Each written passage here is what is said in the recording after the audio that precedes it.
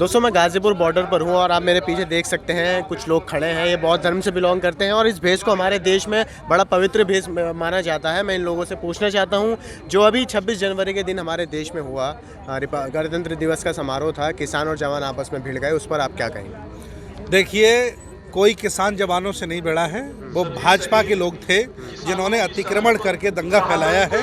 उसमें कोई किसान नहीं था, न जवान था। वो तो बदनामी दोनों को मिल रही है, जय जवान जय किसान दोनों को बदनामी मिल रही है। वो गेम भाजपा का था। वो भाजपा के लोगों ने दंगा किया है, भाजपा के लोगों ने झंडा फहराया, उसमें कोई किसान नहीं था। किसान नेताओं के ऊपर जिस तरीके से दिल्ली पुलिस अब धड़ाधड़ FIR कर रही है, 20 से ज़्यादा किसान नेताओं को नोटिस भेज दिया गया है, उस पर क्या कहेंगे? लोकतंत्र में सच बोलने पर अगर जेल जाना पड़ेगा, लोकतंत्र में सच बोलने पर अगर FIR होगी, लोकतंत्र में सच बोलने पर अगर लाठीचार्ज होगी, तो मुझे सब कुछ स्वीकार है। ये देश लोकतंत्र का है, संविधान से चलता है, नरेंद्र मोदी के बाप के कानून से नहीं चलता है।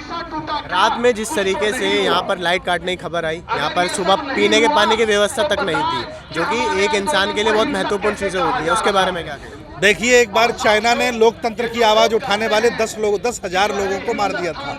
ये लोकतंत्र की आवाज़ है। अगर सरकार चाहे तो हमें भी मार सकती है।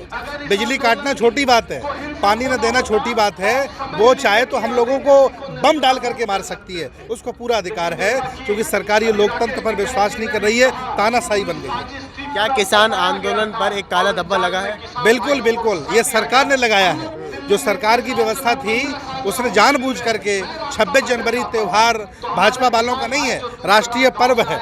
उसने जानबूझ करके हम लोगों को उकसाया कि हम लोग उस समय तक बैठे रहें और परेड निकालें, और अवसर इन्होंने तलाशा और बदनाम कर दिया।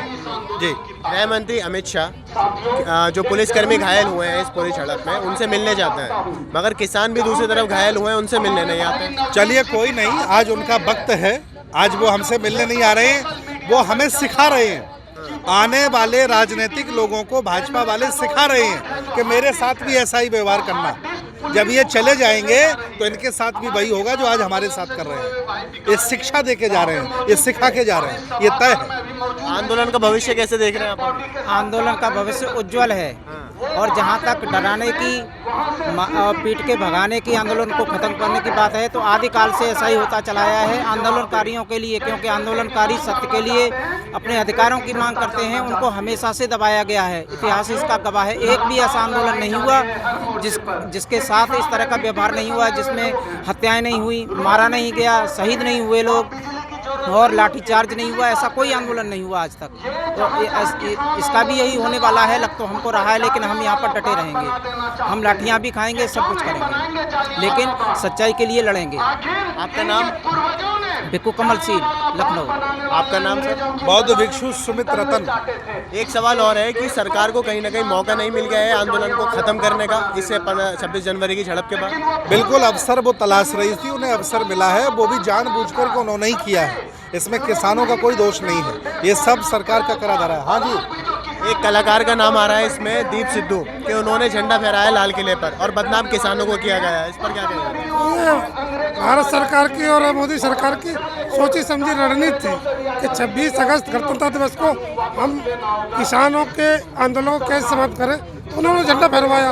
अब इसमें किसान कोई गए ही नहीं है। ये तो जानवर के सिद्धू जो भाजपा का, उसका फोटो मोदी के साथ है, अमित शाह के साथ है, और खासकर हमारे हीरो जो सन्नी देओल सांसद है इस समय, उनके साथ भी वायरल हो रहा है सोशल मीडिया पर।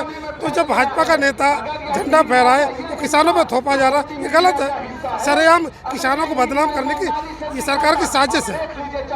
सरकार ने शर्त रख दी है, सरकार ने शर्त रख दी है किसानों के सामने कि हम आपसे जब भी बात करेंगे जब आप हमारा प्रस्ताव मंजूर कर लेंगे, जो 1.5 साल कानूनों को रद्द करने का प्रस्ताव था। देखिए, सरकार इस समय पावर में है, वो जो चाहे कर सकती है, उसे पूरा अधिकार है। सरकार की एक भी बात हम लोग नहीं मानेंगे, हम लोग विरोध करते रहेंगे।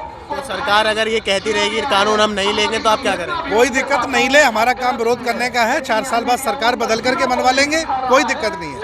ठीक है, मेरे साथ आपने देखा ये कुछ लोग थे, बौद्ध धर्म से बिलोंग करते हैं। इनका भी एक सबसे बड़ी जो इनकी राय है वो यही है कि सरकार अभी नहीं मानेगी तो 4 साल बाद मानेगी। जब सरकार बदल देंगे हम अपने वोट के अधिकार से, तो शायद दूसरी सरकार आकर इनकी बात को मानेगी, मगर ये अटल रहेंगे, ये अपनी बात पर रहेंगे कि आंदोलन जारी रहेगा, चलता रहेगा।